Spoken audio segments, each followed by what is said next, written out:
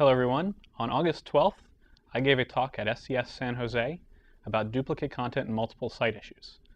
In order to get that information to as broad of an audience as possible, we're repeating some of that on our Google Webmaster channel. So first of all, my name is Greg Grothaus. I'm a software engineer at Google who works on search quality. I've been here for about 4 years, and what we do in search quality is finding the right information and ranking it right. I'm a passionate Googler, and what we're doing right here is part of my job of Webmaster Outreach, so where we reach out to the community and explain a lot of things about how Google search quality works. So we're going to be talking about duplicate content today. First and foremost, I want to clear up a myth that kind of goes around about duplicate content called the duplicate content penalty. Generally speaking, people are worried that Google has this penalty for sites that have duplicate content on them. Personally, I think that the reason this happens is people will see this message, they're doing a query, they see, in order to show you the most relevant results, we've omitted some entries very similar to the ones already displayed. If you like, you can repeat the search with the omitted results included. And they click the repeat the search link, and they see, oh no, my website has been omitted from Google search results. And I've seen evidence that people kind of get worried about this and thinking that this is actually a penalty that Google is applying on their site.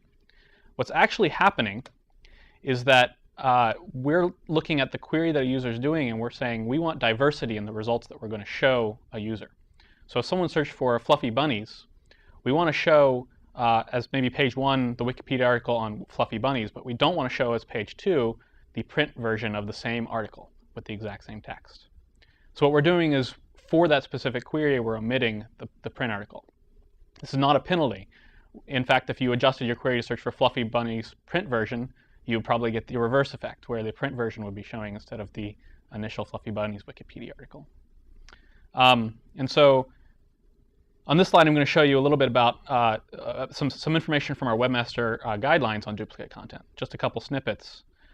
You can find out more information about this by searching for duplicate content guidelines on Google. But essentially what we say is, we recognize that most duplicate content is not deceptive in origin. And so as a result, we're not trying to penalize it. We're just trying to show in our search results examples of pages that are distinct and have useful information that is different from the results we've already shown you above. And this is very much a per query thing. There's some exceptions to this, and these are what we call spam in our search quality. The exceptions, though, aren't really a penalty for duplicate content, it's a penalty for spam. So someone, for example, who comes along and creates a web page that's an exact copy of articles on Wikipedia or some other source without any extra valid content and marks it up so that they can drive traffic to their e-commerce or something like that, is really doing a disservice to our users and to Google. As a result, we like to take that content out and or reduce its ranking. This is what we call intent to manipulate rankings and deceive our users. Just like spammers might use bold tags on the page, spammers might use duplicate content. Just because the bold tags are there doesn't mean we're removing or penalizing someone for using bold tags. In the same way, we're not penalizing someone for using duplicate content. We're penalizing them for spam, and duplicate content might be there as well. You can find a lot more information about this in our Google Webmaster Guidelines. All right, so on this slide, I'm going to show you a little bit about what duplicate content is, now that we've gone past the question of this myth. Here I show 8 different examples of URLs that are all identical. The URLs are the same, but the content is really, the URLs are different, but the content is very much the same, and you can see that pretty clearly. Does this really happen? Yes. Right here I show 3 different versions of the Royal Gov of UK website, the British monarchy. Each version is the exact same content, but slightly different URLs. So this is a pretty big website. Lots of websites have this exact problem. So why is this a problem? What is the deal here? Obviously, there's no penalty associated with this. We're not going to remove the Royal Monarchy website. But what's going on here is you can have some side effects that are much more second order. So one example is that your links, if you have links to different versions of the page, you're not accumulating all that link juice in one place. So let's say you have 2 pages, they're the same content, but different URLs, and you have 10 links to one and 10 links to the other. Instead of having 20 links to one page, which would get that one page ranked really highly, both of those sites only now have 10 links to them, and they're both going to disappear in the rankings, or potentially, depending on the query. So that's one problem. The second problem is Google will automatically try to figure out that these two pages are the same, and we'll collapse them together in our search results and show only one of the URLs. When we do this, it's likely that we're going to pick the best URL for the users, but sometimes we get the wrong one, and you are the best person to know which URL you would like your users to see as a webmaster. So if you can help us by making sure that we only have one result, you can make sure that user-friendly URLs are in our search results, and users will actually click on those more often than the not-friendly stuff. And last and not least is if there are more pages that we're having to crawl on your website that are essentially all just the same stuff, we're not going to get as deep into the new stuff on your website that you'd like us to see.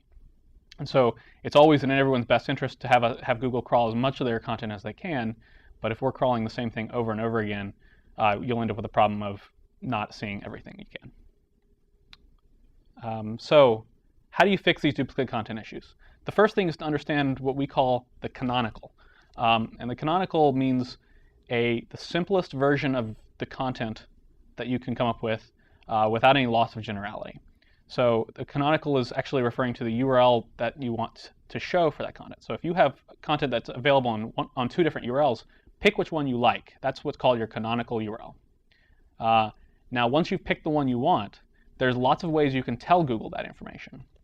The best way to do it is to structure your site such that all of your links go to the canonical version, and generally such that users end up on this canonical version. So when they link to it, they link to the canonical versions as well. But in addition to that, you can do a couple other tricks called a 301 redirect, or a new option, which is new from SES last year, or since SES last year, which is the rel equals canonical tag. We'll talk about those in a second here. So for 301 redirects, these are an HTTP server header that gets sent along with your file when you're sending it to the user. What it does is it tells both the browser and Google, this is not the URL you want. The URL you want is somewhere else. And what happens to a user is their browser will redirect them to a new place. And Google will more or less treat it the same way. So if your user arrives on your website at the wrong URL, using a 301 will take them to the right place, and it will also work quite well for Google. One of the really common places where this gets used is for moving a site, either to a new domain, new host, or if you just want to modify the structure of the URLs on your site. And we've actually got a lot more information of that on the Webmaster Help Center if you want to take a look at it, a little bit more information than I can talk about here today. So 301s are great, and we've had that as an option around for a very long time. But there are some cases we notice that really just don't quite fit what 301 should be used for. A really good example is a Wikipedia page that has some content on it, and then there's a link on the left-hand side that's to the print version of the same page. If you 301'd once the user got to the print version back to the original content, there's no way for the user to be able to make use of that print version. So it's essentially a broken issue, or a broken system. What happens, what we're offering here is a new tag called rel equals canonical. And I'll explain that here in just a second. Here's another example, which is essentially, let's say you use your URLs as a UI device for your users. So let's say you come to stuff.com and you want to buy some red tint bags, and you click on tints, you click on bags, and you buy red tint bags. Another person comes along, they click on bags, they click on tints, and then they buy red tint bags.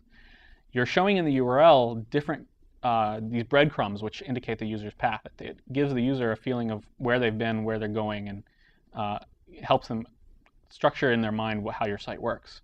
So different content, or the same content can be found by different paths. This is okay, but the problem is if you had to use 301s to fix that, you lose that value of the URL being a UI component. So these are some of the tough issues that rel equals canonical hopes to solve. So what is rel equals canonical? It's just an HTML tag. You put it on your pages, and you say, this page here, I want to splat its canonical over to this other page. So let's say a user arrives on, or Googlebot arrives on red tint bags, and you want red bags tint to be the canonical. So you just tell Googlebot with this little tag on the first page that the canonical is this other page, and Googlebot essentially treats it as a 301 redirect, whereas your users won't see anything. This works really great for any of the cases I've raised before, but it also works really great if you don't have control of maybe the HTTP responses your server sends back to users, or any other reason that you might just not want to use a 301. So let's go through a couple questions and answers on this. So how does rel equals canonical work? And what are the rules for using rel equals canonical? The rule is that you can splat from one URL to another URL as long as it's on the exact same domain. This works across different hosts. So for example, zeta.zappos.com could splat over to www.zappos.com. But it doesn't work across domains. So zeta.zappos.com couldn't redirect over to google.com, for example, with rel equals canonical. You can use it for protocols like HTTP versus HTTPS, and you can use it for ports as well. Should you use 301s or should you use rel equals canonical? It's totally up to you. This is really just another tool in your arsenal, another option you've got for you. And the last question that we get a lot is, do these pages have to be identical? Well, one of the problems is if we come along as Google at two different pages, or the same page at two different times, we may see like a date on this page, like last updated on blah or whatever. And we might notice that they're slightly different.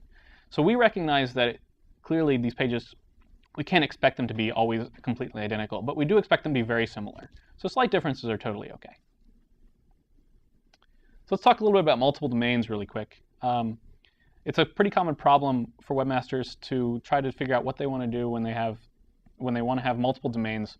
This really commonly arises in the case of different domains for different country codes. Like I want a German version of the site and a French version of the site, so maybe I have a .de and a .fr.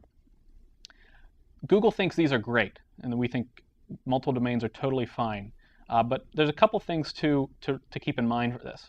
The same concerns as raised before with your content split across multiple URLs apply here. So for example, if you have a DE and a French version of a German and a French version of your site, and you have links to the German version, you have links to the French version, those don't get accumulated.